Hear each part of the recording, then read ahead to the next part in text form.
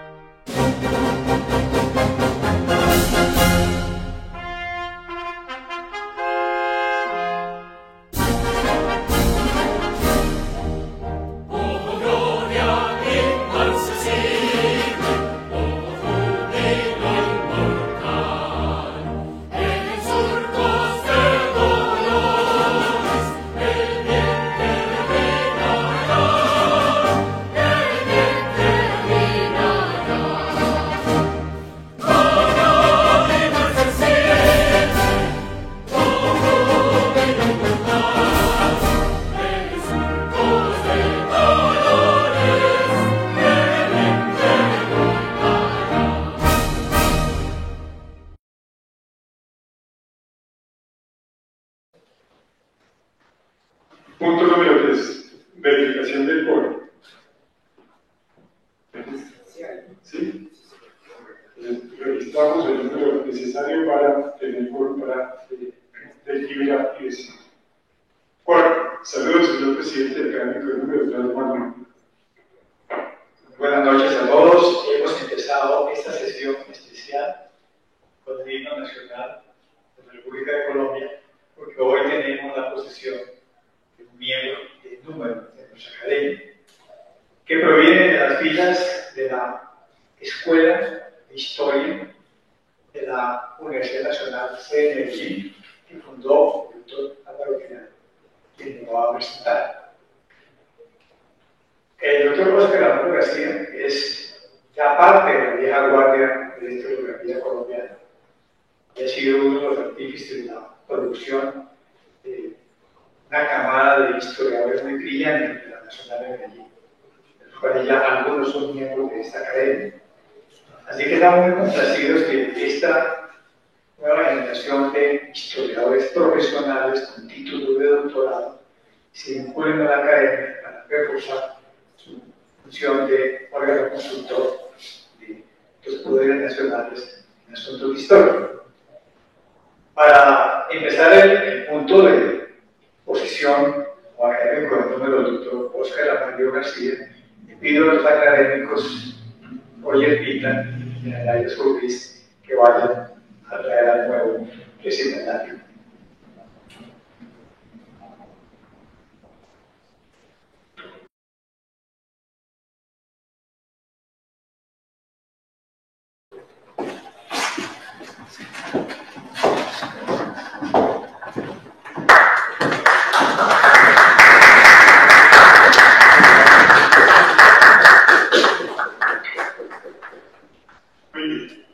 Quinto, acto de posesión como académico de número del doctor Óscar Amario García. Primero, presentación del recetario cargo del secretario académico. El doctor Óscar Amario García es historiador de la Universidad del Valle, especialista en métodos de investigación social, igualmente es magíster en historia andina de la misma universidad. El doctor Amario tuvo el título de doctorado en antropología en la Universidad de Sevilla, España, con tesis sobresaliente cum laude por humanidad rural. Posteriormente adelantó estudios de postdoctorado en ciencias humanas y sociales por la Universidad de Buenos Aires, Argentina. El doctor Amario es profesor titular de la Universidad Nacional de Colombia, sede de Medellín, en la Facultad de Ciencias Humanas y Económicas, Departamento de Historia. Es director del grupo de Historia y Estudios sobre América Negra, categoría A en Ciencias, e investigador emérito del Ministerio de Ciencia, Tecnología e Innovación. Distinción vitalicia en el 2021. Fue vicerrector de la sede de Medellín de la Universidad Nacional y decano de su facultad, coordinador de sus doctorados en Historia y Ciencias Humanas y Sociales. En el año 2022 recibió la medalla de mérito universitario por parte del Consejo Universitario de la Universidad Nacional de Colombia. Sus libros, capítulos de libros, artículos y reseñas se han publicado en medios especializados en Colombia, Ecuador, Chile, Brasil, México, Estados Unidos de América, España y Alemania. El doctor Amario es miembro correspondiente de la Academia Colombiana de Historia, la cual ingresó el día 16 de junio del año 2015. Igualmente es integrante de la Asociación Colombiana de Historiadores.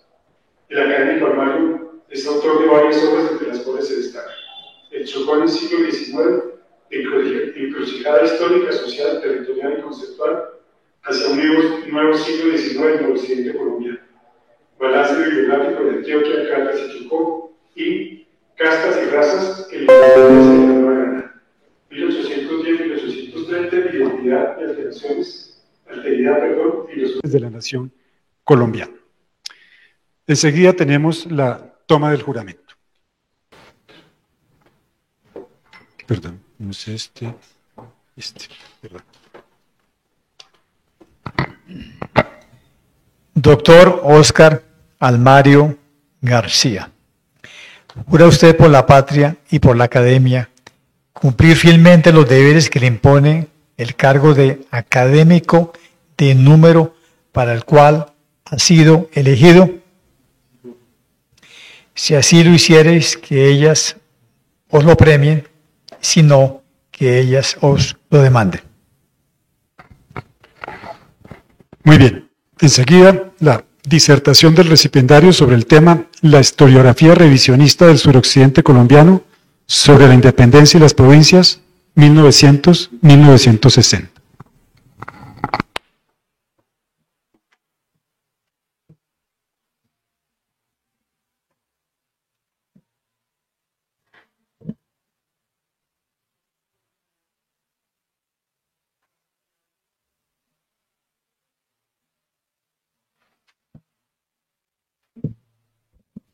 ¿Es posible quitar esto? ¿No? Ok. Buenas tardes, señor presidente de la Academia Colombiana de Historia, señores académicos de la Junta Directiva, señoras académicas honorarias,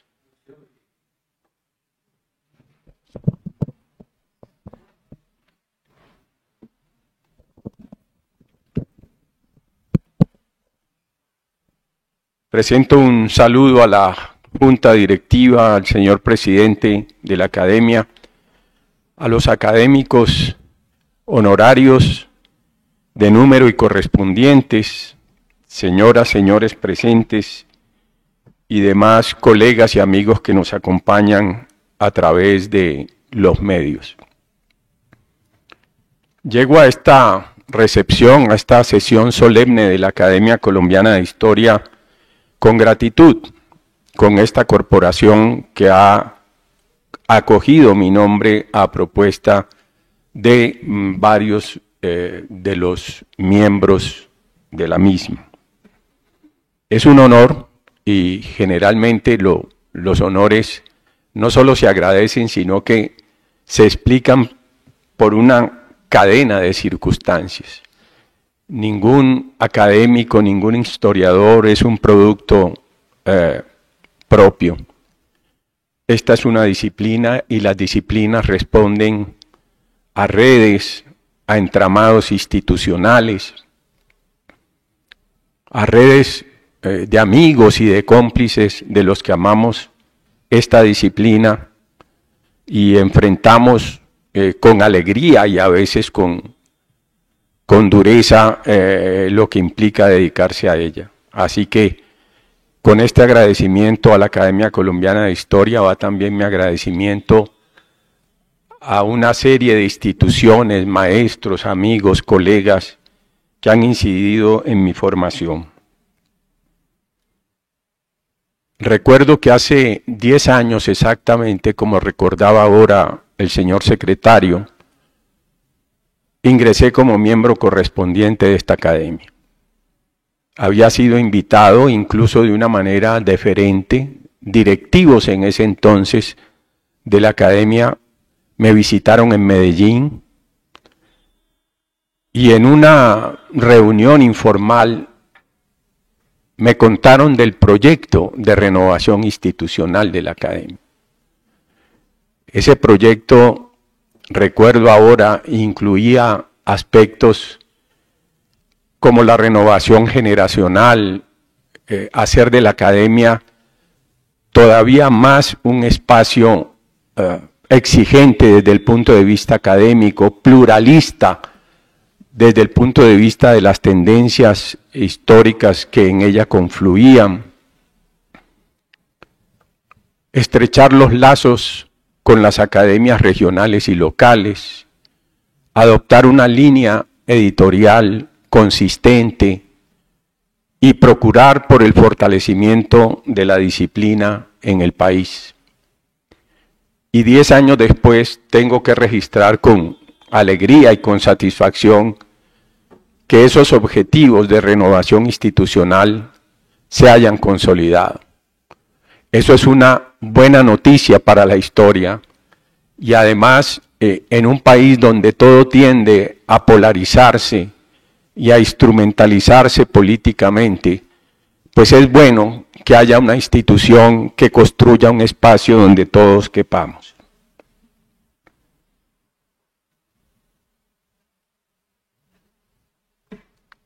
Debo también hacer un reconocimiento a los historiadores que dignamente y con más méritos que yo han ocupado esta silla en el pasado y que hacer una referencia a ellos, estuve haciendo obviamente las consultas debidas, pero me llevaría un tiempo. Arturo A. Quijano, Daniel Ortega Ricaurte, Abel Botero y Guillermo Vargas Paul.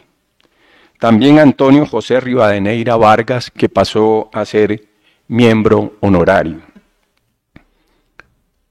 De tal manera que, invocando su legado y sus méritos, trataré de honrar esta designación. También debo agradecer que el maestro Álvaro Tirado haya aceptado hacer una presentación mía en esta sesión. De alguna manera él sintetiza a tantos maestros que formaron a mi generación. Y finalmente, por supuesto, debo agradecer a las universidades que para mí significan esencialmente mi formación y mi desempeño. La Universidad del Valle en Cali y la Universidad Nacional de Colombia en su sede Medellín, donde trabajo hace 36 años. En su facultad, la Facultad de Ciencias Humanas y Económicas, he hecho esta labor y ella cumple este año 50 años de haber sido fundada, de tal manera que también sea el momento para reconocer el trabajo institucional. Y por supuesto a las familias, a mi esposa que debía acompañarme hoy, algunas cuestiones de última hora lo han impedido, a mis hijos, a Gabriela, a David y a todos las dos familias que son una solidaridad y un ejemplo permanente. Todos sabemos que las provincias no han gozado de buena fama en la historiografía, de buena prensa, dirían algunos. Desde el siglo XIX y superadas las formas federativas del país y al enrutarse por el camino de la centralización política, las provincias fueron puestas en un lugar de interdicción. De hecho, desde la primera y precoz historiografía de don José Manuel Restrepo, quedaba muy claro que para inventar la nación era de alguna manera necesario invisibilizar las provincias. Ellas aparecían como responsables de los desastres de las primeras repúblicas, de la primera agenda liberal, como suele llamarla Armando Martínez, responsables de las guerras civiles, incluso de la separación de Panamá.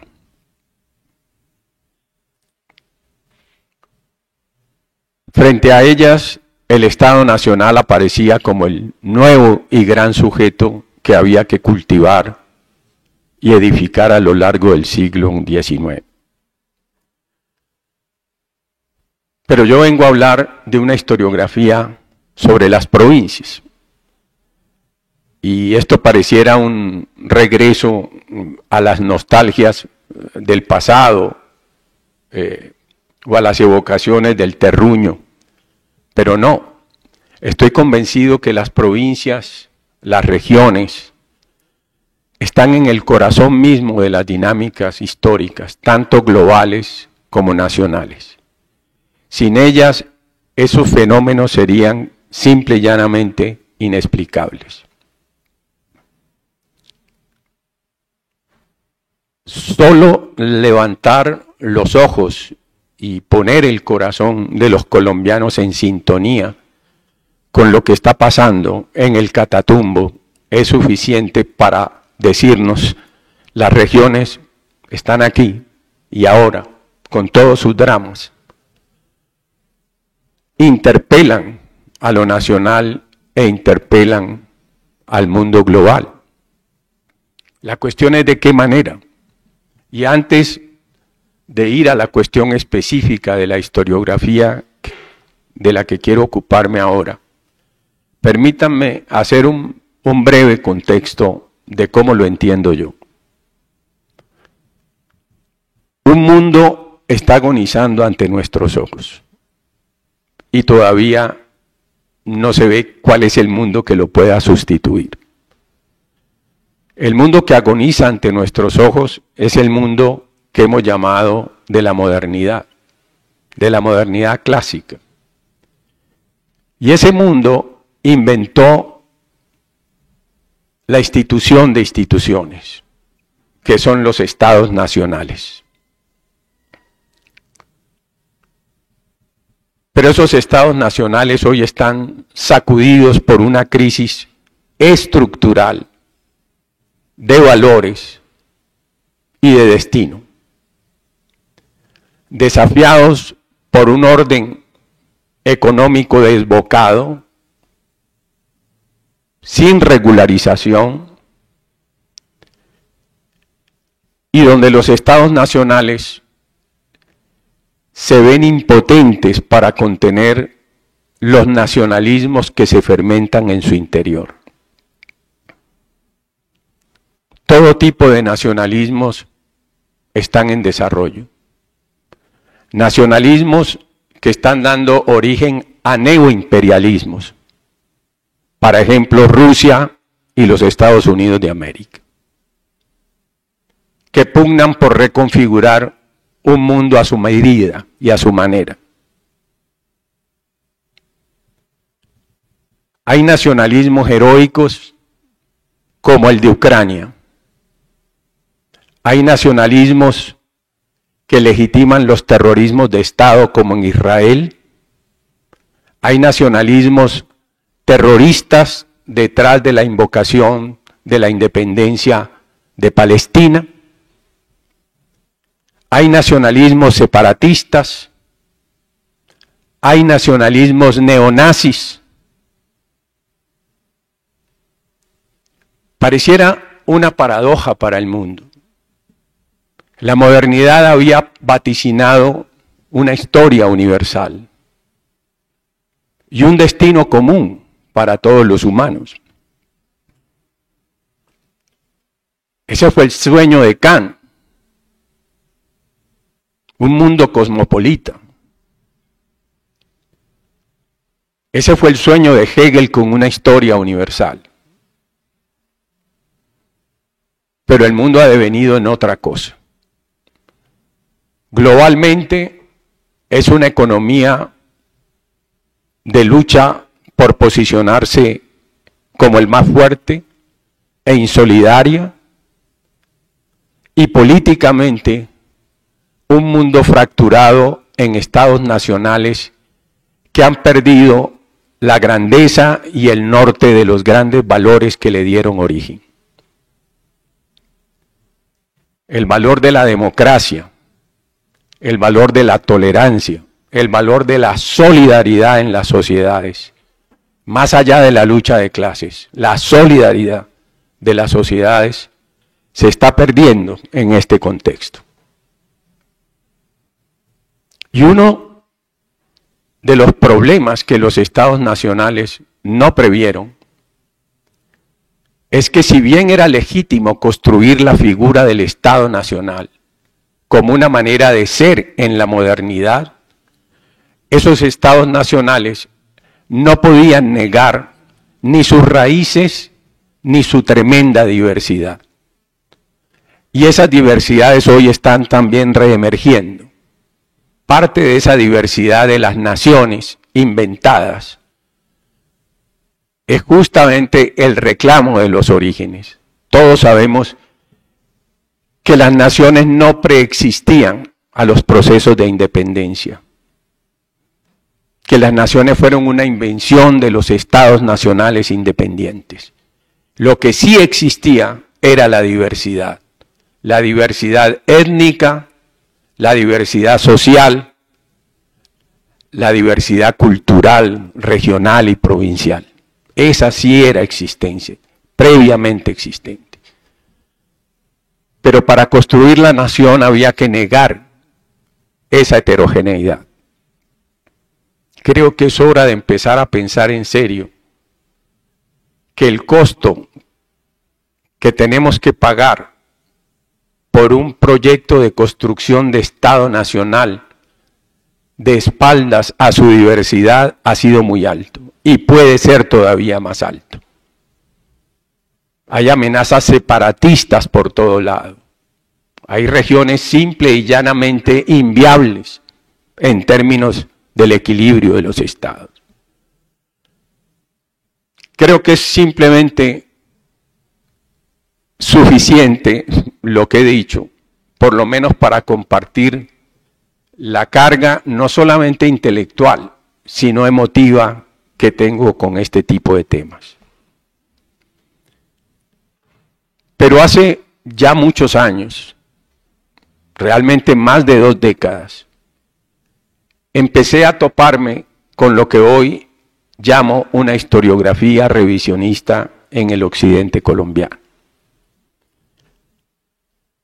Para este ritual, para este rito de paso de hacerme miembro numerario de la Academia Colombiana de Historia, debí presentar un texto escrito que es relativamente largo y no voy a leer aquí, sino que voy a resumir y espero no incomodar o transgredir la tradición académica de leer textos en este recinto. Agradezco a los dos lectores anónimos que leyeron el texto de manera crítica y al tiempo lo saludaron, pero me anotaron elementos muy valiosos. Será publicado, entiendo, según la tradición, en el boletín cuando llegue a manos del señor editor, del señor director. Por lo tanto, lo que quiero es resumir lo que básicamente planteé en ese texto. Pero digo, es un encuentro con algo que empecé a registrar hace ya más de 2 décadas. Tanto en las aulas, yo empecé a estudiar historia a mediados de los años 70 en la Universidad del Valle, y desde esa época las referencias de nuestros maestros, de nuestros profesores, a varios historiógrafos del suroccidente eran frecuentes. Luego me enfrenté justamente a la comprensión de la transformación del Valle del Cauca en una región moderna que luego se publicó como libro. Y luego a un libro que publiqué con el nombre de La invención del suroccidente colombiano, en 2 tomos, 2 tomitos. Y todo esto me llevaba siempre a que había unos antecedentes muy importantes en las referencias que estaba buscando. Y era una historiografía singular, particular. Esa historiografía la pude datar. Es una historiografía que básicamente corresponde a la primera mitad del siglo XX y que tiene nombres emblemáticos, y es una historiografía que va desde el Valle del Cauca, pasa por el departamento del Cauca y llega hasta el departamento de Nariño. Como característica predominante eran historiadores aficionados. Como sabemos, en la primera mitad del siglo XX la historia todavía no era una disciplina académica en el país, aunque se había fundado esta corporación en 1902. De ese elenco de historiógrafos había abogados, médicos, sacerdotes, editores, directores de periódicos, políticos, pero todos tenían el rasgo común de centrar su mirada en el espacio regional, de repensarlo. Y cuando empecé a correlacionar esos nombres, esas obras, y a ponerlos precisamente de cara a los cambios del país en la primera mitad del siglo XX, empecé a tener algunas luces. El país se transformaba. Las regiones estaban viviendo su propia historia. Eso fue lo que creí entender y ese es mi esquema de interpretación. Puede haber otros, por supuesto, mejores. Las regiones habían pasado de ser regiones o provincias coloniales a regiones decimonónicas, pero la historiografía con la que yo me estaba topando es una historiografía que se relacionaba con lo que empecé a llamar regiones nacionales, la formación de regiones que ya no respondían ni a la lógica colonial ni a la del siglo XIX. Eran regiones pugnando por ubicarse en nuestra extraña modernidad de la primera mitad del siglo XX. Por supuesto, con todas las herencias y las cargas de ese pasado, con el peso de las ciudades patrimoniales, con el peso del pasado de las guerras civiles, con las dificultades de integración, pero ya eran regiones que se pensaban en relación con el presente y con el porvenir. Y empecé también a entender que esa historiografía no solamente hacía historiografía, sino que hacía un ejercicio de comprensión de las regiones desde el punto de vista ideológico y político. Lo que podemos entender como un regionalismo, como una forma intermedia de identidad que no existía en el país de esta manera. Existía antes en el país, pero como un sesgo ideológico o político de acuerdo o a las guerras civiles o a los caudillos del siglo XIX. Pero este regionalismo que empecé a ver era distinto. Justamente trataba de ponerse por encima de los partidos políticos, trataba de contribuir a ese clima que después de la pérdida de Panamá y de los intentos de reordenar territorialmente el país durante el quinquenio de Reyes y del republicanismo en términos de la integración de los partidos históricos a la institucionalidad política de todos, ese regionalismo empezaba a trabajar estos temas, pero a escala regional. Y no sé, es más arriesgada esa hipótesis, si podríamos decir incluso que ese regionalismo fue más exitoso que el nacionalismo que en el país en ese momento se seguía adelantando. Porque el problema del nacionalismo de Colombia, y por eso tenemos un nacionalismo bajo, es decir, nosotros seguimos siendo más regionalistas que nacionalistas.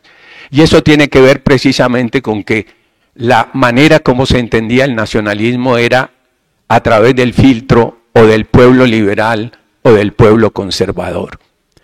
Pero esta historiografía de la que me ocupo, de una manera muy inteligente, de una manera muy sutil, trató de escapar de ese dilema y por el contrario encontrar en la región un espacio de convergencia de todas las tendencias políticas.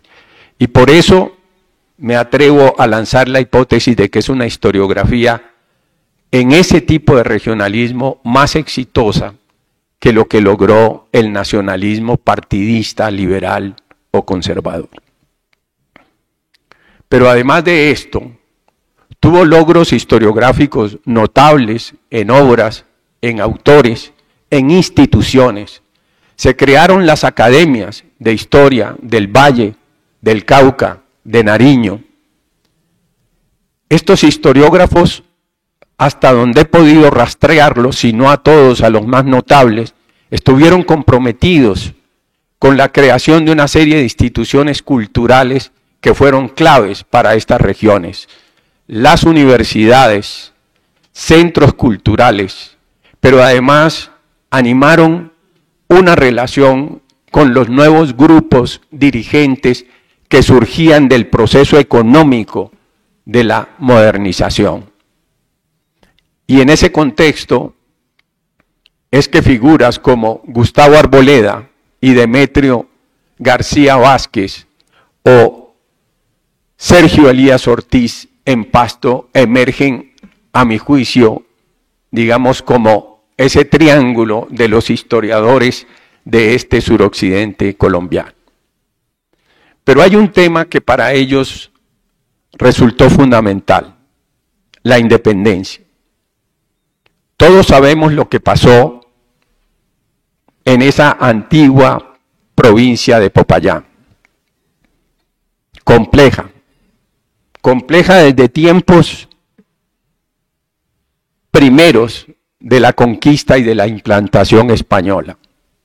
Ya lo había advertido Cieza de León, cuando las huestes peruleras empezaron a penetrar de sur a norte, viniendo de la conquista de los incas en el Perú y del reparto de su tesoro, y penetraron los territorios de la actual Colombia, ya Cieza registraba: estos indios son distintos, son indóciles.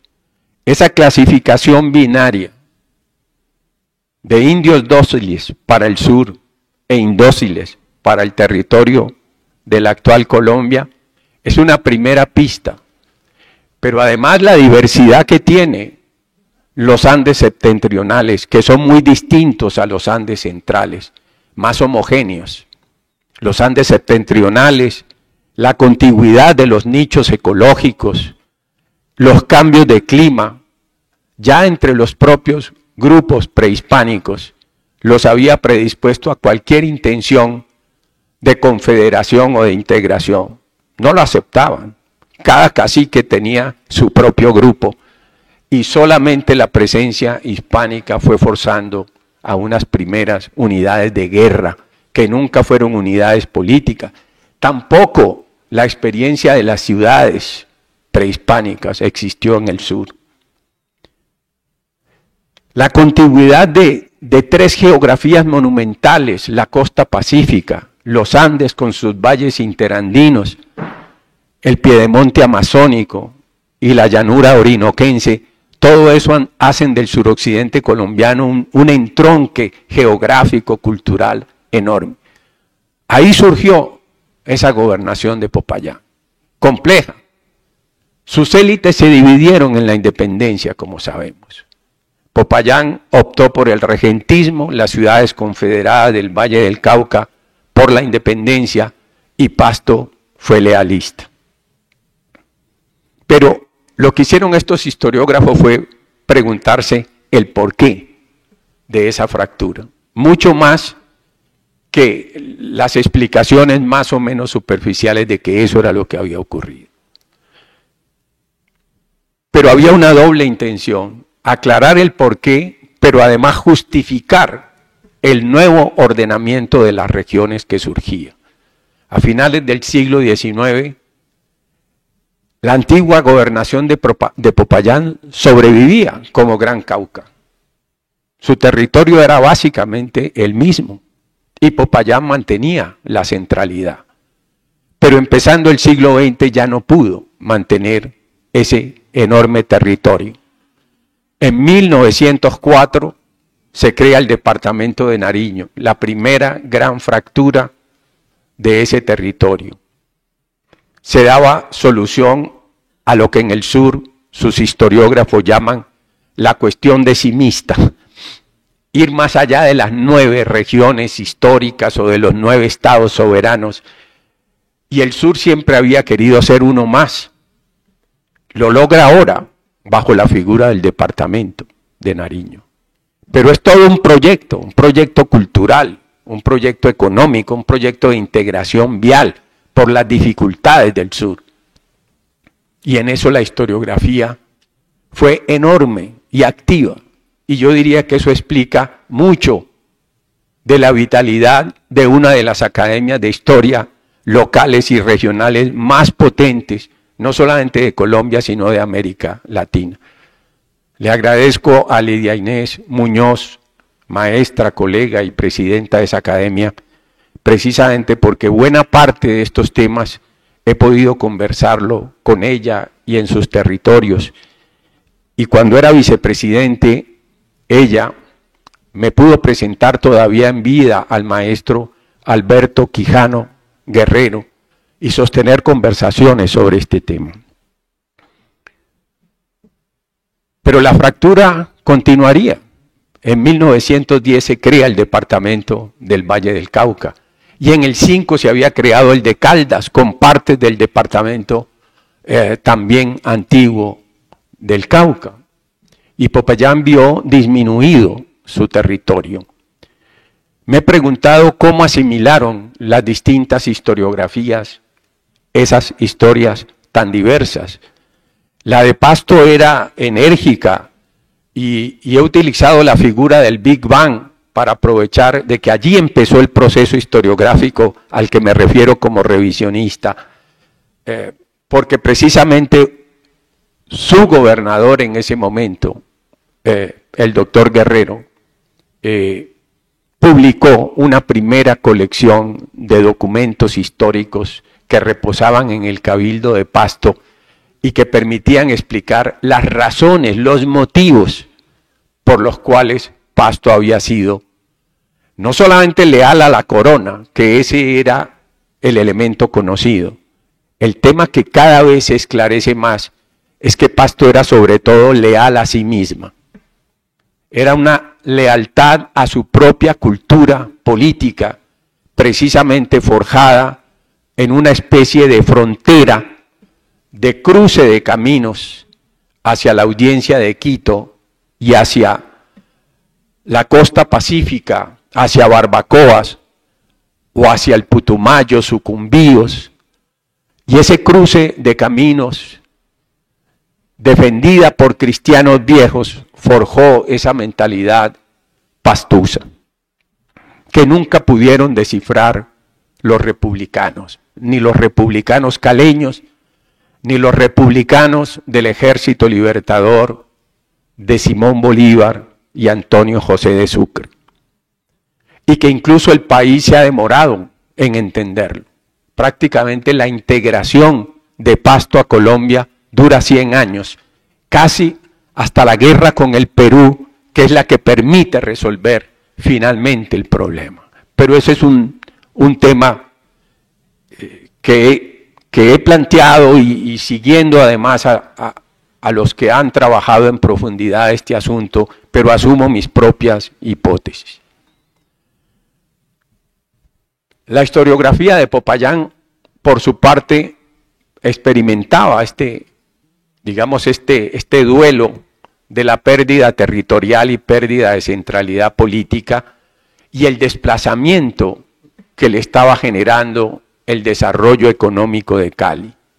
Cali había logrado lo que no pudo hacer Popayán ni durante el periodo colonial ni en el republicano, que fue integrar la economía cafetera, la economía de la Gran Antioquia o de Antioquia la Grande, con la economía vallecaucana que ya empezaba a ser azucarera y conectarse con el Océano Pacífico a través de la construcción del ferrocarril, unir los dos ferrocarriles, el del Valle y el de Caldas, y prácticamente coronar el desplazamiento demográfico del país de oriente a occidente como uno de los grandes cambios demográficos e históricos de este país. Y eso convirtió a Buenaventura en el mayor puerto del país por la capacidad de movilización de carga. Simple y llanamente ahora el café salía por ahí, el café salía precisamente por los muelles de Buenaventura junto con el azúcar. Obviamente la apertura del Canal de Panamá fue fundamental en 1914 para que se produjera toda esta transformación económica. Popayán sigue todavía desconectado de la costa pacífica, pero su historiografía tuvo que lidiar con esto.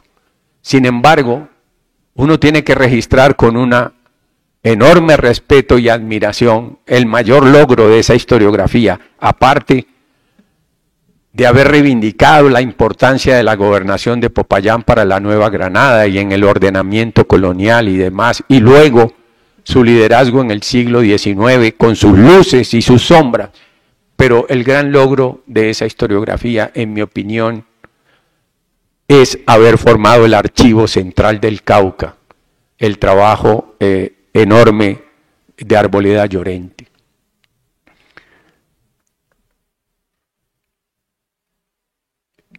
Me he detenido en particular en los argumentos del historiógrafo Demetrio García Vázquez, caleño, vallecaucano, porque creo que es el que mejor sintetiza la hipótesis que defiendo, que es justamente la combinación de trabajo historiográfico con la intención de construir región. Demetrio García Vázquez, aparte de haber sido alcalde de Cali, gobernador del Valle, promotor de la Universidad del Valle y de lo que hoy es la sede de Palmira de mi universidad, de la Universidad Nacional de Colombia, pues fue muy activo en el liderazgo regional. Y él construyó lo que uno podría llamar un mito regional. Así como la nación es una invención, yo digo que García Vázquez inventó la región moderna del Valle del Cauca. Y la inventó a la luz de dos trabajos fundamentales. Uno de ellos, titulado Los hacendados de la otra banda, es una mezcla de historia y la sociología como él la entendía, todo esto en una clave positivista, pero simple y llanamente cuando hablo de los hacendados de la otra banda me refiero a la banda derecha del río Cauca, que es hoy el epicentro de la industria azucarera de esa región y que en el pasado había sido la sede de las haciendas clásicas, coloniales, esclavistas. Esas haciendas se transformaron en ingenios azucareros, pero básicamente con los mismos propietarios, con las mismas familias propietarias. Y esto se mantendría así hasta mediados del siglo XX, donde ya otras combinaciones, como lo explico en mi libro sobre el Valle del Cauca, pues ya combinan, digamos, las familias tradicionales de origen colonial y luego republicanas con inversores modernos. La hipótesis de Demetrio García Vázquez es que aunque esos territorios de otra banda del Valle del Cauca jurídicamente pertenecían a la ciudad de Buga, ciudad antagonista con Cali, pues habían decidido sus hacendados y sus habitantes ligarse más al cabildo de Cali que al cabildo de Buga. Dicho en mis palabras, esto anticipaba el nuevo espacio de la región, que no se atenía a las divisiones coloniales, sino que era el resultado del proceso mismo de la independencia. Es en esa misma otra banda donde dos lugares, ni siquiera villas, como Palmira y Tuluá, lugares de negros, mulatos y todas las mezclas imaginables, aprovecharon la crisis de la independencia para erigirse en villas y para reclamar su autonomía. Es decir, es una región que forja el espacio político no solamente físico y moderno, sino también desde el punto de vista ideológico e identitario. Esta es la tesis fundamental de Demetrio García Vázquez. Lo que básicamente yo estoy proponiendo es la necesidad de reivindicar esa historiografía, de tomarla en serio, de darle su sitio en la historia nacional. He utilizado la categoría de revisionista no de manera peyorativa. La expresión la encuentro en varios trabajos historiográficos latinoamericanos que se refieren a ese fenómeno común por el cual la vieja historia política intentó ser modificada por nuevas formas de hacer historia. Y es en ese sentido que estos historiógrafos fueron revisionistas. Se plantearon la independencia de otra manera. Dejaron de ver las provincias simplemente o como problemáticas para la independencia o simplemente como epifenómenos de una independencia que estaba ideada en el centro o liderada por los grandes caudillos que conocemos. Y por el contrario, trataron de leer en las propias claves, a esa escala regional, las claves de cómo había sido la participación y por qué había sido tan compleja. Además, todos conocemos también la figura impresionante de José Rafael Sañudo, el iconoclasta, historiógrafo pastuso, que cuestionó la figura del libertador precisamente por sus ejecutorias ahí en Pasto. Pues él le da la razón a Demetrio García Vázquez en que fue Cali y no Popayán la líder del proceso independentista. Pero el debate de Demetrio García Vázquez consiste en lo siguiente: ¿por qué si Cali fue el epicentro del proceso de la independencia, el que puso los líderes, el que puso los muertos, el que puso los ejércitos libertadores, el que sumó conscriptos, voluntarios o a la fuerza, porque sin embargo fueron efímeros los momentos como la República premió a Cali. Porque hubo dos momentos en que Bolívar trató de proponer a Cali como el nuevo epicentro político, pero las élites de Popayán lo frustraron. Y ese es el argumento de Demetrio García Vázquez. Es decir, Popayán impidió que Cali brillara con luz propia y se le reconocieran los méritos independentistas.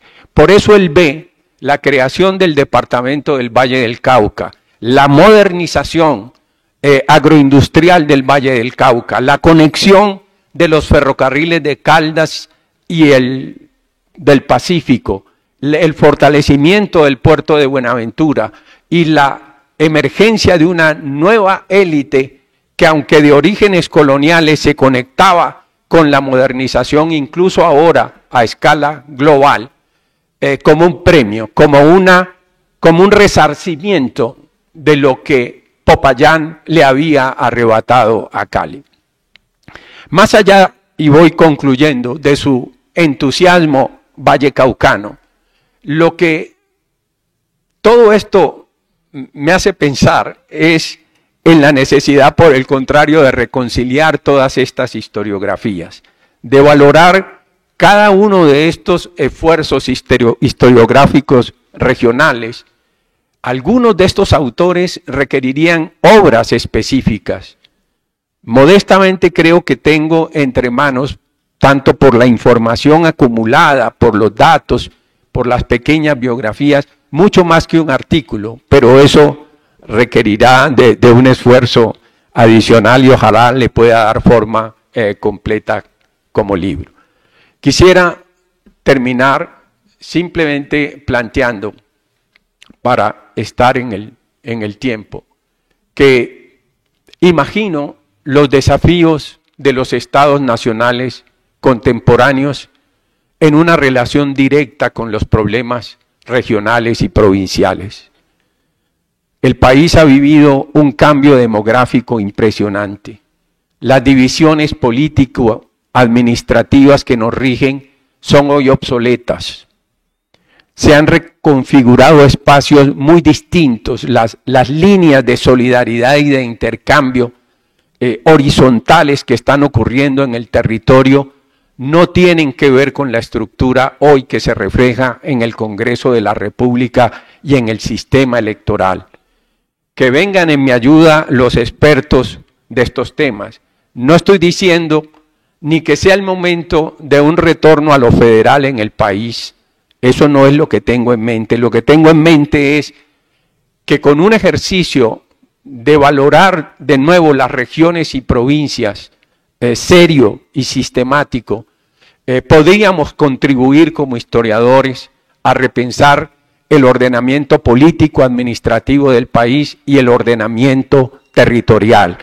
En lugar de las ciudades, en lugar de las metrópolis que han surgido, y esto es un tema que también tiene que ver con la equidad y con la inclusión de sectores sociales que por ese tipo de ordenamientos que tenemos todavía no logran ser incluidos. El drama humanitario, la tragedia humanitaria que hay hoy en el Catatumbo, pero que se repite en el Pacífico colombiano y en otros territorios, son un llamado de atención, no solamente para este gobierno, para cualquiera que venga, que es un tema sobre el cual hay que trabajar sistemáticamente. Esto es lo que he querido comunicarles. Espero que cuando el texto esté disponible, pues el debate sea mucho más sistemático y fructífero. Y de nuevo concluyo agradeciendo a la Academia Colombiana de Historia por el honor de hacerme un miembro de número en esta corporación. Muchísimas gracias.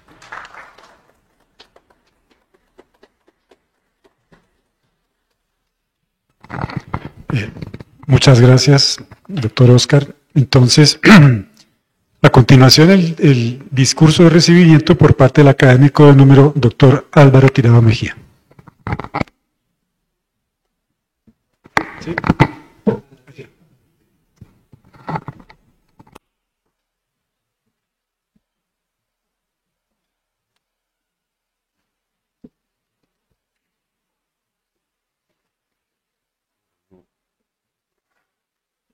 Distinguidos miembros de la mesa directiva de la academia, académicas y académicos y personas del público y quienes por los medios modernos ahora nos pueden observar, ver y oír desde otras partes diferentes a este recinto tan importante.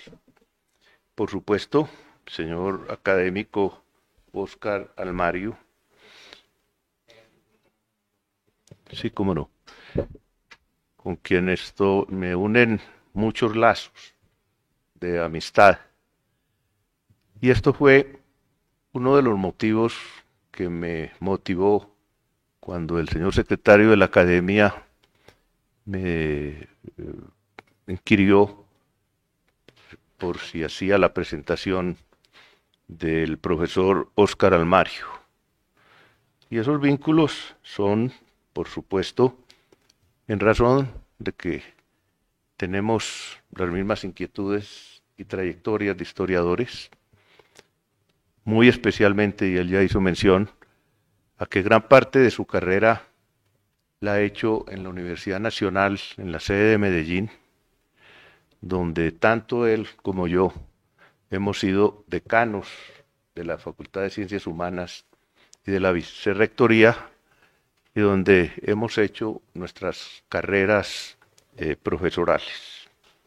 Por lo demás, hay una serie de afinidades que nos unen y por esas razones pues estoy muy complacido y muy honrado de presentar al doctor Óscar Almario, un académico de verdad y académico en muchos sentidos, y quien bien merece esta honrosa posición de miembro de número de la centenaria Academia de Historia. Por supuesto, ya se leyó el currículum del profesor, sus múltiples actividades culturales, docentes, no una lista no exhaustiva de sus libros y de sus trabajos, es decir, me eximo de acudir pues a hacer una presentación o en una enumeración de este aspecto porque ya se ha hecho. Brevemente, y después de esta exposición tan excelente que nos acaba de hacer el profesor Almario, voy a ser muy breve y quiero, digamos, destacar 3 puntos de su trayectoria de historiador. Son 3 temas y al mismo tiempo quiero hacer una mención muy breve comparativa con el recorrido de esta institución centenaria, de la cual el profesor ya va a ser dentro de costados instantes, como dicen en el radio, miembro de número. Él ha tratado muchos temas, muchos temas. Yo quiero simplemente mencionar 3. Uno, sobre el periodo de independencia. Otro, sobre el aspecto regional. Sobran comentarios después de esta magnífica exposición.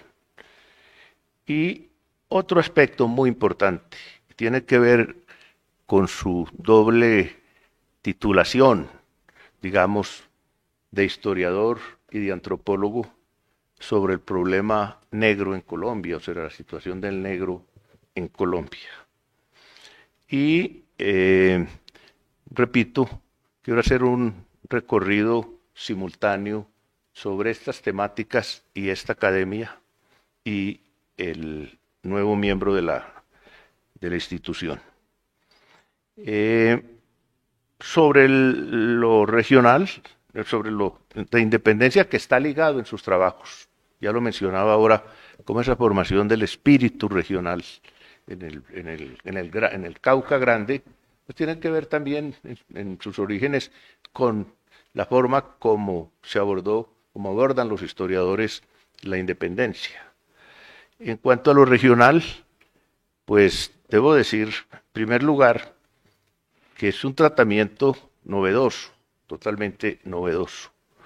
Novedoso porque el problema regional sí se ha tratado en Colombia, y lo ha tratado, pero en una forma, ya él lo decía, es en función de la visión originaria que viene del historiador Restrepo de la región, pero dentro de la concepción nacional, donde lo regional está o supeditado o no tiene la misma categoría.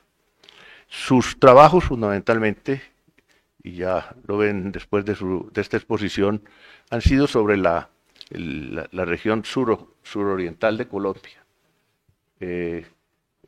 Y pues son sus trabajos sobre el Chocó, sobre el Valle, sobre Cauca, sobre Nariño, y en este caso, en su ponencia, más que su ponencia, su artículo tan importante, pues es donde se destacan historiadores paradigmáticos de la región, en el sentido de lo que el profesor Almario denomina la nueva historia frente a este problema y en esta región. Gustavo Arboleda, Demetrio García, Sergio Elías Ortiz, todos tres miembros de esta academia. Y además pues, produjeron trabajos que están en el boletín de la institución. El tema es de gran actualidad. Ya lo decía especialmente con el énfasis de la terminación de su presentación, y de actualidad en este momento nacional. Es decir, si uno mira el mapa de Colombia y hace el mapa de la violencia, puede darse cuenta que las regiones de frontera son el epicentro. Desde arriba, desde La Guajira, tómese toda la frontera con Venezuela, con Brasil, luego pues con el Ecuador también, lo que está pasando en la frontera de Colombia y Panamá, lo que pasa con la frontera marítima, que es todo el Pacífico, realmente es producto de esa situación no resuelta de la región. Entre las críticas que se hacían con relación a la visión de la academia, la visión centenaria, se decía que había que lo interesante de las nuevas visiones de la historia y de los historiadores consistía en haber aportado una ampliación de la temática, de llevar a la investigación la temática de la historia regional, de la historia económica, de la historia de los grupos étnicos colombianos con nuevos elementos, etcétera. Esa crítica era en parte injusta, pero tenía mucho de realidad. Pero esto se ha ido colmando, y el ingreso a la academia con historiadores, antropólogos, con una nueva visión del problema de tipo regional, como es el caso del profesor Almario, pues colma esa inquietud y temática, y sobre todo que se aporta una visión novedosa para mirar este asunto. Ahora, el otro tema, digamos, del negro, que yo quiero explayarme un poquitico, no alargarme mucho, es un tema que ha tratado mucho el doctor profesor Óscar Almario. Y es interesante mirar lo siguiente. Si uno compara la visión de la academia en estos 120 años, realmente el indígena, el blanco, o el mestizo blanco, pues ha estado presente en toda la historiografía y la historiografía tradicional, porque es que la visión de la historia política, de la historia del país, se ha hecho a través de, digamos, con el prisma de ese grupo. Por otra parte, sobre la población indígena ha habido muchos trabajos. Por supuesto, no todos de la misma calidad. Mirando en estos días un libro que salió nuevo sobre un historiador, de los primeros historiadores de la academia, de Restrepo Tirado, un libro bastante interesante sobre este académico. Yo quedé pasmado cuando en el apéndice muestran la bibliografía, y sobre todo una bibliografía que fue con destino al boletín de la Academia de Historia. Por supuesto, se podrá criticar la visión del historiador, pero desde ese momento y a través de estos 120, 30 años de la academia, ese tema ha sido tratado. Y ha habido momentos muy especiales, como por ejemplo los años 30 del siglo XX, donde realmente se consolidaron los estudios antropológicos en Colombia, y en gran parte con el estudio de las poblaciones indígenas y de las poblaciones indígenas prehistóricas. Basta decir que a través de la escuela que se fundó en los años 30, escuela pedagógica, realmente, y cuando viene Paul Rivet, hay una serie de historiadores, de geógrafos y de historiadores nacionales que se forman como historiadores los nacionales que se vierten sobre San Andrés, sobre San Agustín, por ejemplo, sobre las poblaciones indígenas. Entre ellos, por ejemplo, y uno no debiera citar porque siempre se quedan otros, pero uno entre ellos vinculados a la academia, por ejemplo, el profesor Duque Gómez, que surgió en ese momento, muy ligado, pues presidente de esta academia, el Gregorio Hernández de Alba, y los nuevos historiadores. Aquí veo presente al profesor al profesor Pita, bueno, se me escapa en este momento, Roger Pita, exactamente, pues que ha hecho ese tipo de estudios. Y después en los últimos años, a partir de los años 50, el estudio de ese tipo de población. Uno diría que a partir de los trabajos de Robert West en los años 50, publicados por la Universidad Nacional, realmente, él era un geógrafo, realmente como que hay un impulso de los historiadores y de los antropólogos para estudiar esa población. Y a ello sigue entonces todo lo que ha hecho el ICANN y ahora pululan ese tipo de trabajo sobre esa temática. ¿Por qué? Pues yo creo que hay elementos muy interesantes que hay que anotar. En los años 60, realmente con todo ese movimiento que hubo en esa época, yo tengo un libro sobre ello, pues ese movimiento de la población afro o negra de los Estados Unidos realmente tuvo una repercusión importantísima en el mundo, y además obviamente incentivó el estudio académico sobre ese núcleo social. Al mismo tiempo vino los movimientos de liberación nacional en África que pusieron sobre el tapete esa temática. Y en Colombia, pues realmente la Constitución del 91 abre la puerta a que se tenga ya constitucionalmente en una forma más explícita la visión sobre el negro como componente esencial de la sociedad colombiana, en una sociedad que se reconoce ya como multiétnica y que está pues regulada hasta el presente en la Ley 70 del 93. Y esto, con relación a nuestra institución, pues lo que ha pasado recientemente, que es increíble que hubiera pervivido. El escudo de esta academia se modificó y por fin el negro entra en el escudo de la Academia Colombiana de Historia.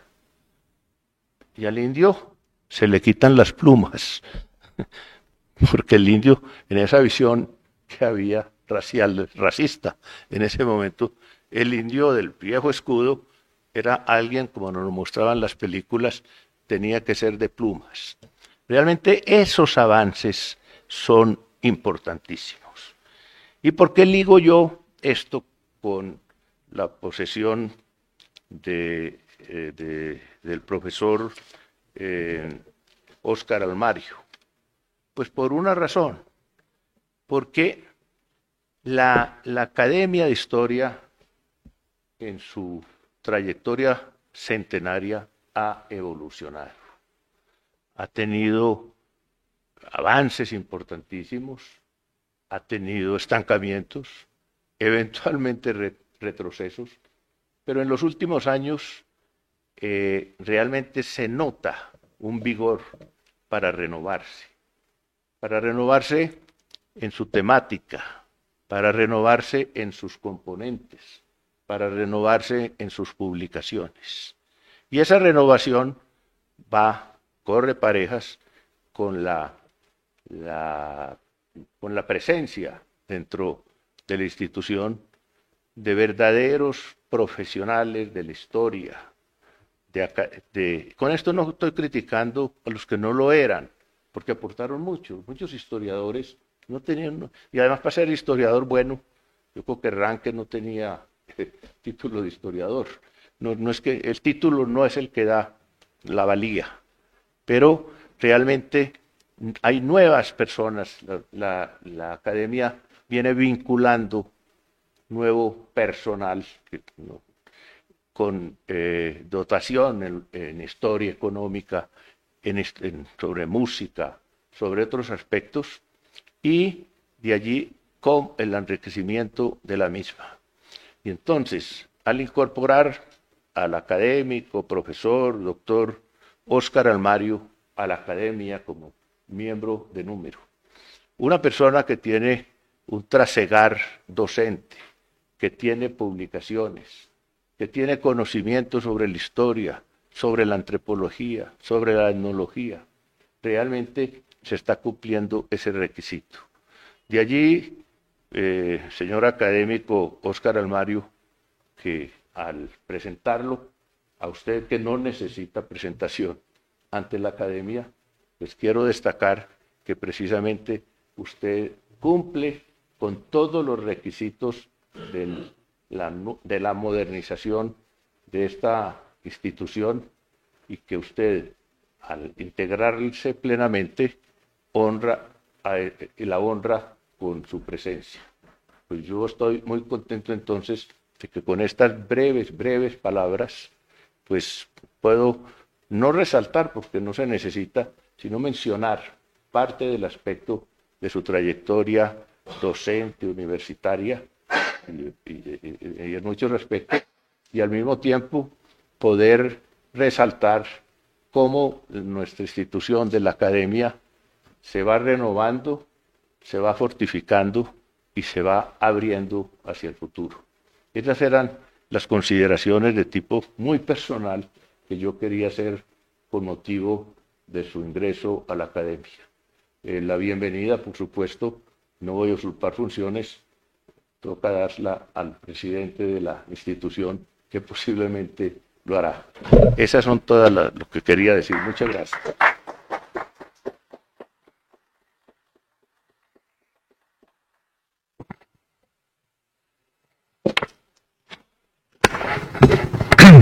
Muchas gracias, doctor Tirado. A continuación seguimos con la entrega del diploma, imposición de la vereda.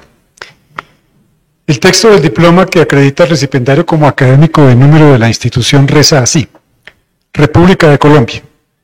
La Academia Colombiana de Historia, en atención a los merecimientos del doctor Óscar Almario García, lo ha elegido académico de número de la corporación. Bogotá, Distrito Capital, 28 de enero de 2025. Firman el presidente Armando García Garnica, el vicepresidente Alberto Gómez Gutiérrez y el secretario académico Camilo Gutiérrez Jaramillo.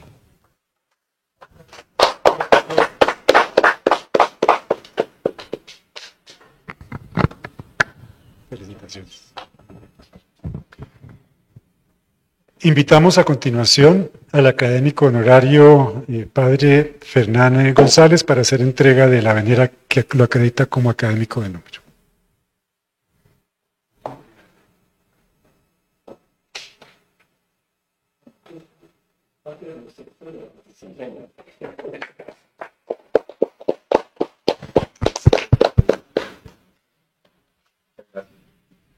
Felicitaciones.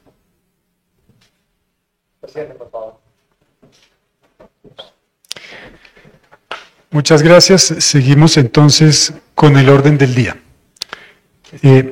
Se somete a la aprobación de los miembros de la Academia las actas número 6 correspondiente a la sesión del día martes 12 de noviembre del 24 y número 7 correspondiente a la sesión del 26 de noviembre, las cuales fueron enviadas a los señores académicos el día 22 de enero del presente año. Muy bien. Séptimo, proposición de duelo con ocasión del fallecimiento del académico Enrique Santos Molano. Tenemos la siguiente proposición.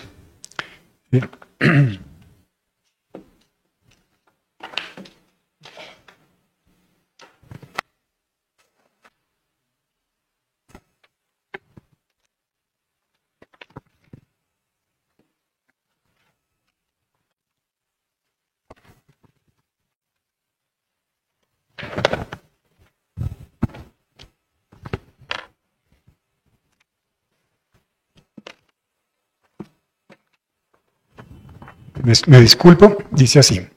La Academia Colombiana de Historia, considerando que a sus 82 años falleció en Bogotá el día 25 de diciembre del año 2024, el académico correspondiente Enrique Santos Molano, que el académico Enrique Santos Molano, muy joven, se vinculó como periodista a la redacción del diario El Tiempo, medio en el cual fue columnista durante varias décadas.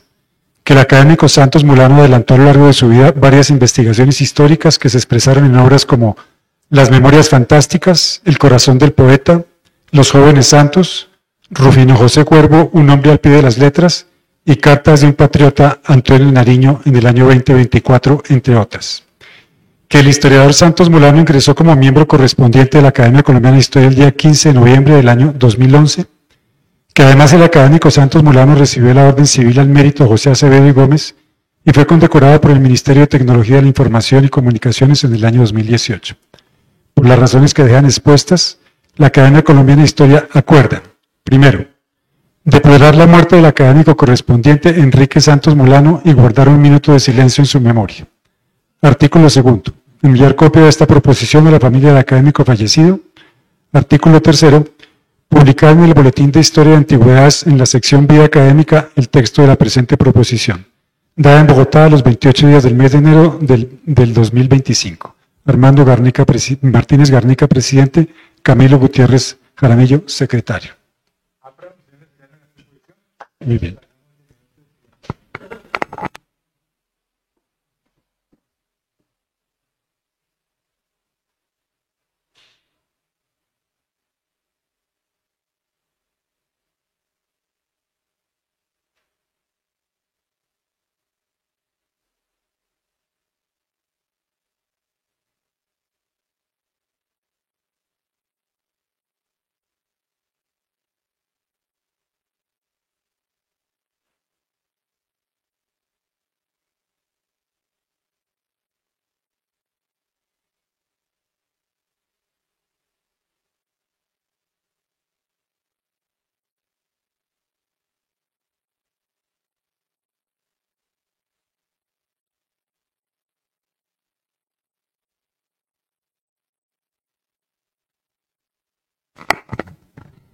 Muy bien.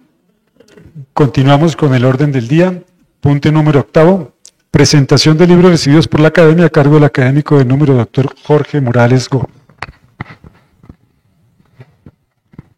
Bueno, últimamente entre diciembre y enero han llegado a la academia 3 tomos de la obra Manuel Rodríguez Torices de Andrés Ramón Rodríguez Pizarro, de Editorial Bronce en el 2023. La obra muy reciente de la Universidad del Rosario, Colombia la Grande, abordajes historiográficos y nuevas perspectivas, 2024, con editores como Ángel Rafael Almarza y Gabriel Zamacá Alonso. También muy reciente, de 2024, de Juan Camilo Niño Vargas y Stephen Beckerman como editores, Universos Chipchas, nuevas aproximaciones a la unidad y la diversidad humana del área istmo-colombiana, Universidad de los Andes, 2024, y publicaciones periódicas, Anales del Centro de Historia del Municipio de San Vicente Ferrer, la última entrega, el número 26 del 2024, y la revista de la Academia Colombiana de Historia Eclesiástica, correspondiente a 2023 y 2024, los números 60 y 61. Y hoy, precisamente, nos entregó el señor presidente, donó la obra fotográfica de Henri Cartier-Bresson para la Academia sobre Fotografía Histórica. Eso es lo que hay de novedades recién adquiridas. Gracias. Muchas gracias. Entonces nos permitimos anunciar a los señores académicos que la próxima sesión se llevará a cabo el día martes 11 de febrero, en que tomará posesión como académico correspondiente el doctor Ángel Rodríguez. 10º, clausura a cargo del señor presidente. Pues al agradecer su presencia en este acto y a los que nos han acompañado vía Zoom, quiero expresar nuestra complacencia por el ingreso del doctor Óscar Almario García como miembro correspondiente. Como académico, un académico muy querido entre todos la comunidad de los historiadores profesionales de Colombia, por su don de gente, sus realizaciones, su producción historiográfica y por ser la figura representativa de la historiografía del occidente, del suroccidente colombiano.